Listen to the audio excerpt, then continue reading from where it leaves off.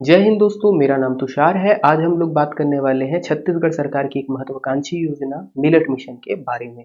हम लोग क्या देखने वाले हैं आज की मिलेट मिशन किस प्रकार से छत्तीसगढ़ का नाम पूरे देश में रोशन करेगा। इसके अलावा देखेंगे कि किस प्रकार से ये मिशन छत्तीसगढ़ के लोगों की आमदनी को बढ़ाएगा। तो आमदनी किस प्रकार से बढ़ेगी और छत्तीसगढ़ का नाम कैसे रोशन होगा उसको हम लोग देखेंगे, पूरा वीडियो में एनालिसिस करेंगे। वीडियो में एनालिसिस करें उससे पहले हमारा आज के आपके लिए एक प्रश्न आता है। प्रश्न कुछ ऐसा है कि छत्तीसगढ़ के वर्तमान मुख्यमंत्री श्री भूपेश बघेल जी किस विधानसभा सीट से विधायक। आपको ये बताना है किस विधानसभा सीट से, किस क्षेत्र के विधानसभा सीट से वो विधायक है, कहाँ के विधायक हैं। यदि आपको ये उत्तर पता है तो आप कमेंट पे इसका आंसर दे सकते हैं। यदि आपको उत्तर नहीं पता है तो वीडियो को आप अंत तक देखिएगा, हम अंत में इसका आंसर आपको देंगे। चलिए करते हैं मिलेट मिशन की शुरुआत। मिलेट मिशन के बारे में बात करते हैं। तो जैसे मिलेट मिशन की बात करेंगे हम लोग, तो इसकी जो खबरें आती हैं, पहली छत्तीसगढ़ सरकार ने Indian institute of millet research Hyderabad के साथ समझौता करता है और 10 सितंबर 2021 को ये समझौता होने के बाद इसकी ऑफिशियली घोषणा कर दी जाती है कि मिलेट मिशन हम छत्तीसगढ़ में लागू करेंगे। 14 जिलों में इसको लागू किया जा रहा है पहले चरण में। अब कहाँ से हो रहा है, तो Indian institute of millet research जो है यहाँ पर हमारे लोगों को ट्रेनिंग देगा कि मिलेट का उत्पादन किस प्रकार से किया जाए, कैसे साइंटिफिक तरीके से मिलेट्स को उत्पादन किया जाए, इसके उत्पादन को किस प्रकार से बढ़ाया जाए। हेल्प ले रहे हैं हम हैदराबाद के रिसर्च सेंटर से। 10 सितंबर से ये जो है लागू हो जाता है। छत्तीसगढ़ के 14 जिलों में पहले चरण में इसको लागू किया गया है। तो वो 14 जिले यदि हम लोग देखेंगे तो 14 जिले में बस्तर संभाग के पूरे 7 जिले शामिल है, जिसमें कांकेर, नारायणपुर, बीजापुर, कोंडागांव, बस्तर, दंतेवाड़ा, सुकमा है। इसके अलावा हम लोग देखेंगे तो बलरामपुर, कोरिया, सूरजपुर, जशपुर, सरगुजा जिले के सरगुजा संभाग के 4 जिले। इसके अलावा कवर्धा, राजनांदगांव, कौरेला, पेंड्रा, मरवाही, दुर्ग के 2 आते हैं और बिलासपुर का 1 आता है।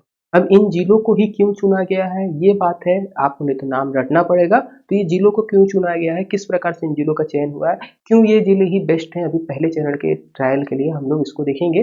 साथ ही साथ बात करेंगे तो मिलेट्स के बारे में देखेंगे। मिलेट मिशन के लिए हमारी छत्तीसगढ़ सरकार किस प्रकार से काम कर रही है। 2 स्थानों पर इसकी प्रोसेसिंग यूनिट भी स्थापित कर दी गई है, कांकेर और दुर्गकुंडल पे।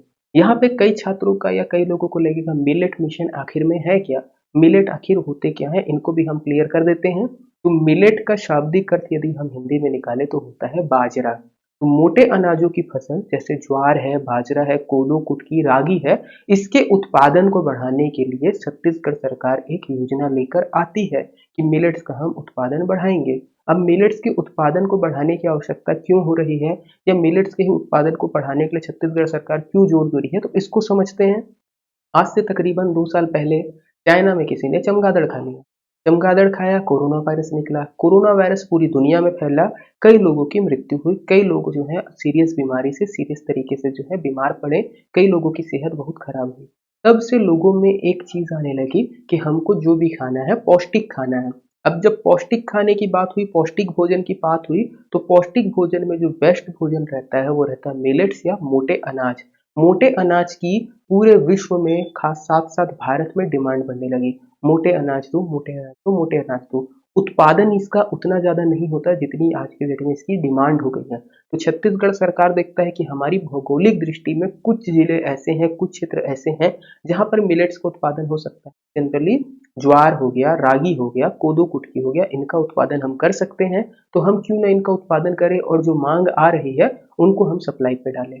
धान हम सरप्लस उगाते हैं, हमारे छत्तीसगढ़ में धान की जितनी डिमांड नहीं है उससे ज़्यादा हमारे यहाँ पैदावार हो जाती है। तो धान के साथ क्या होता है कि उनकी फसल की जो रकम है किसानों को अच्छे से नहीं मिल पाती।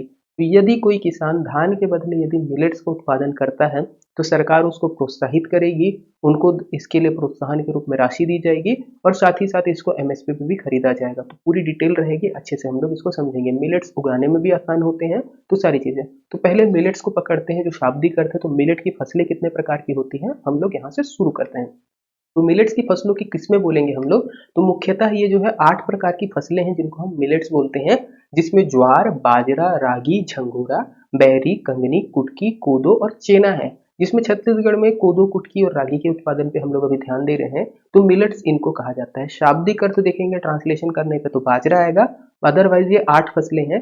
छत्तीसगढ़ सरकार का इन 8 प्रकार की फसलों के उत्पादन पे ध्यान जा रहा है। छत्तीसगढ़ सरकार सोच रही है कि इनका उत्पादन करते हैं क्योंकि डिमांड बहुत ज्यादा है। और सीधी सी बात है, अगर हम लोग धान उत्पादन करते हैं, चूंकि डिमांड उसकी कम है क्योंकि पैदावार ज़्यादा होती है तो किसानों को उनकी फसल का रेट नहीं मिलता, इसकी डिमांड ज़्यादा है। यदि किसान इसको उगा के ओपन मार्केट में भी बेचेगा तो ओपन मार्केट में बेचने पर भी किसान को बहुत अच्छी रकम मिल जाएगी, और रकम अगर अच्छी मिल गई तो किसान को फायदा है, तो फाइनेंशियली बहुत बेनिफिट चीज़ है। अब इसके बारे में बात करेंगे, जैसे मैंने बोला कि मिलेट्स जो है पौष्टिक भोजन है, तो पौष्टिक है तो क्यों पौष्टिक है इसको भी समझेंगे, क्या खास बात है। जैसे चावल खाने से हमको कार्बोहाइड्रेट मिलता है, स्टार्च उसमें मौजूद रहता है, ऐसी मिलेट्स जो है हमारे ज्वार बाजरा रागी कोदो कुटकी, इनमें क्या खास बात है जो इनको अलग बनाती है। इनके अंदर पाए जाने वाले पोषक तत्व, इन पोषक तत्वों को यदि हम देखेंगे तो अलग अलग प्रकार के बहुत सारे पोषक तत्व मिलेंगे, जिसमें कैल्शियम है, आयरन है, जिंक है, फॉस्फोरस है, मैग्नीशियम है, पोटेशियम है, फाइबर है, vitamin B6, vitamin B3, carotene और लेसिटिन। इतने सारे बॉर्नविटा में भी नहीं रहते हैं या आपके हॉर्लिक्स में भी नहीं रहते, तो इतनी सारी चीजें आपको मिल जाती है छोटे से ज्वार बाजरा के अंतर्गत। तो इसी के कारण बोला जाता है ये भविष्य की फसलें हैं, इनमें पोषक तत्व बहुत ज्यादा है, ये पौष्टिक है, इसको खाना चाहिए। इसको यदि आप खाते हो चावल की जगह पे, आप रिप्लेस करते हो, कई डॉक्टर बोलते हैं चावल की जगह पे इसको रिप्लेस कर दिया जाए, अन्य जो चीज आप खाते हैं उसको रिप्लेस करिए या डाइट में इनको शामिल करिए। डाइट में यदि आप इनको शामिल करते हो तो आप मजबूत रहोगे, हुष्ट पुष्ट रहोगे, आपका इम्यूनिटी सिस्टम अच्छा रहेगा। लोगों को अभी वही चीज चाहिए, तो उसी के कारण डिमांड बढ़ती है और छत्तीसगढ़ सरकार इसी पे मतलब मौके पे चौका मारने वाला काम कर रही है। भारत पे यदि बात करेंगे हम लोग, भारत पे उत्पादन देखेंगे तो मिलेट से भी उत्पादन करने वाले राज्यों की संख्या बहुत कम है। जनरली 11 राज्य जो मिलेट्स को उत्पादन करते हैं, पूरे तरीके से नहीं करते, थोड़े थोड़े तरीके से करते हैं, जिसमें गुजरात है, हरियाणा है, उत्तर प्रदेश है, छत्तीसगढ़ है, राजस्थान है, मध्य प्रदेश है, महाराष्ट्र है, कर्नाटक, तमिलनाडु, आंध्र प्रदेश और तेलंगाना। इन राज्यों में इसका उत्पादन होता है थोड़ी बहुत मात्रा में। अब देखा जाए मिलेट्स, मिलेट्स को यदि कोई किसान उगाना चाहे तो क्यों उगाएगा, इसके पीछे पहला कारण फाइनेंशियल है। क्या इसकी फसल हमारे यहाँ लग सकती है, इस चीज को समझेंगे। इसकी फसल लगने में कितना टाइम लगता है वो समझेंगे, क्या चीजों की आवश्यकता रहती है, कैसी मिट्टी चाहिए, इसको भी समझते हैं। तो मिलेट्स की फसलें या मोटे अनाज की फसलें, चूंकि ये हमारी हरित क्रांति के पहले हमने उगाई हुई है, तो ये जो है एक्चुअल में जो है हाइब्रिड नहीं है, ये ओरिजिनल फसलें रहती हैं। हाइब्रिड फसलों के साथ दिक्कत क्या होती है, उनमें अनुकूलन की क्षमता नहीं पाई जाती, उनको एक विशिष्ट मौसम में तैयार करना पड़ता है। मिलेट्स के साथ ऐसा नहीं है, ये ओरिजिनल फसलें हैं हमारी। तो मिलेट्स जो है कम पानी वाले क्षेत्र में भी उग जाती हैं, ऐसे क्षेत्र जहाँ पर सिंचाई का संसाधन नहीं है वहाँ पर भी उग जाती हैं, बारिश कम होती है वहाँ पर भी आसानी से उग जाती है। बहुत ज़्यादा मौसम में परिवर्तन हो रहा है, गर्मी हो रही है, बारिश हो रही है या ठंड पड़ रही है, उस पर इनका कोई बहुत ज़्यादा प्रभाव आपको देखने को नहीं मिलेगा। मिट्टी में भी, कम उपजाऊ मिट्टी में भी ये उग जाती है। तो यदि मैं कंपेयर करूँ आपका चावल की फसल के साथ या गेहूं की फसलों के साथ, तो मिलेट्स जो है उगाने में बहुत ज़्यादा आसान है। तो इसी को हम लोग समझते हैं पूरा मिलेट्स के बारे में। तो मिलेट्स की फसलों के बारे में बात करेंगे हम लोग, तो फसलों का बीज या मिलेट्स को उत्पादन करने में जो बीज है, बीज से पौधा लगभग 60 से 65 दिन में, 2 महीने के अंदर निकल आते हैं, और फसल जो है पूरी 3 महीने में पककर तैयार हो जाती है। चावल के केस में ये 3 से 4 महीने के प्रोसेस रहता है, तो 3 महीने में लगभग ये फसल जो है हमारी पककर तैयार हो जाती है, फसल कम समय में पक रही है। इसके अलावा ये छोटे आकार के बीज होते हैं, तो इनको संग्रहण करने में आसानी होती है, इसको 2 साल से अधिक समय तक के लिए सुरक्षित हम लोग रख सकते हैं। तो स्टोरेज पीरियड इसका जो है बहुत लंबा है, आप रख के भूल जाइए 2 साल तक, तब भी इस पे कोई दिक्कत नहीं आने वाली। बाकी फसलों के साथ ही थोड़ा दिक्कत करता है। इसके साथ साथ घनी आबादी वाले क्षेत्रों में जो है मिलेट खाद्य समस्या का समाधान भी प्रस्तुत करते हैं। इनकी फसलें जो है खाद्य समस्या के समाधान के रूप में है, जहाँ पे डेंस एरिया है वहाँ पे इसकी आवश्यकता है। अब यदि आप भारत को देखोगे तो भारत दुनिया में सबसे घनी आबादी वाले देशों में आता है। तो ऐसे क्षेत्र की समस्या जहाँ पर कम क्षेत्र में अधिक अनाज उत्पन्न हो जाए और अधिक लोगों का पेट भर सके, इसके लिए मिलेट्स जो है बहुत अच्छे साबित होते हैं। इसके बाद बात करेंगे तो मिलेट को आसानी से स्टोर कर सकते हैं, स्टोरेज में कोई दिक्कत नहीं रहती। इसी के कारण जो है इसको क्या बोला जाता है, भारत में अकाल रिजर्व का दर्जा दिया जाता है। भारत सरकार इसको क्या करती है, अकाल रिजर्व का दर्जा देती है। अगर गलती से कभी अकाल पड़ा तो ये रिजर्व फूड के अंतर्गत आया जाता है मिलेट्स हमारा। इसके बाद बात करेंगे तो मिलेट में जो है चमत्कारिक अनाज या भविष्य की फसल की इसको संज्ञा दी जाती है। क्यों? क्योंकि इसमें अनुकूलन की बहुत ज्यादा क्षमता है। जैसे ग्लोबल वार्मिंग वगैरह अभी बढ़ रहा है, मौसम जो है आपको देखने को मिलेगा बहुत ही अलग अलग रहता है। जैसे अभी सितंबर माह में अभी तक की सबसे ज्यादा बारिश हो गई है छत्तीसगढ़ में, इसके पहले ऐसा कभी नहीं हुआ था। तो जो फसलें लगी रहती हैं हमारी, वो क्या होता है, जरूरत से ज्यादा यदि बारिश हो तो भी फसल बर्बाद हो जाती है। अगर आवश्यकता से कम बारिश हो तो भी फसल बर्बाद हो जाती है। जो चावल की खेती करते होंगे उनको आइडिया होगा कि चावल की खेती करने के लिए कितना सेंटीमीटर पानी की आवश्यकता होती है और कितना डिग्री सेल्सियस टेम्परेचर होना चाहिए, क्या ह्यूमिडिटी होनी चाहिए, उसके हिसाब से चावल की फसल अच्छी निकलती है, अन्यथा बर्बाद हो जाती है। सेम हमारे गेहूं के साथ होता है कि जाड़े में गेहूं अगर बहुत ज़्यादा ठंडी पड़ी तो वो भी जो है खराब हो जाता है। तो मिलेट्स के साथ ऐसा नहीं होता, ये अनुकूलन क्षमता प्राप्त होती है इनमें, मतलब वो मौसम के साथ साथ अपने आप को अनुकूल करके रख सकते हैं। इसके कारण ये फसल के सक्सेस होने के चांस ज़्यादा रहते हैं। तो यदि किसान फसल लगाएगा पैसा उधारी लेके तो फसल बर्बाद होगा, इसकी चांसेस कम है, तो किसान को बेनिफिट होने वाला है। मतलब कोशिश ये रहती है किसान की या इस फसल की कि मैं उपजाऊ हो जाऊं और निकल ही आऊं, निकल के किसान का भला कर दूं। तो इस चीज को ध्यान देने वाली बात रहती है हमारी।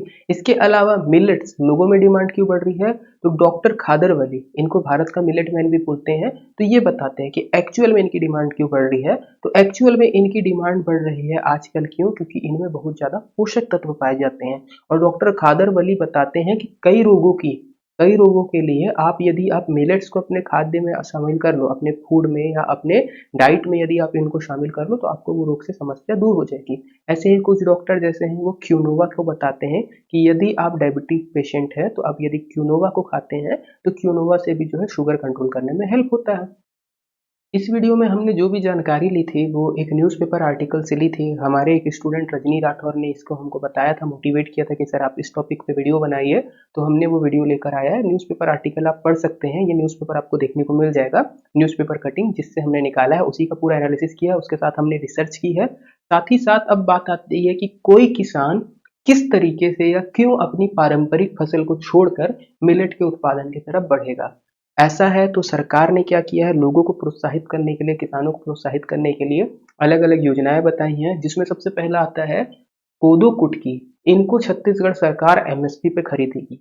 ये छत्तीसगढ़ पूरे देश का पहला ऐसा राज्य बनता है जो कोदो कुटकी को एमएसपी पे खरीदने को रेडी होता है। अब एमएसपी या न्यूनतम समर्थन मूल्य क्या होता है, इसको बोला जाता है यह वह कीमत है जो कोई सरकार तय करती है। इस कीमत से कम पर कोई भी व्यक्ति वह फसल नहीं खरीद सकता, या सरकार जब भी उस फसल को खरीदेगी तो इससे कम कीमत पर नहीं खरीद सकती। मतलब यदि किसान ने कोदो कुटकी उगाया है और सरकार उसको खरीदना चाहती है कोदो कुटकी, तो सरकार कम से कम 1 क्विंटल का 3,000 रुपए उस किसान को देगी।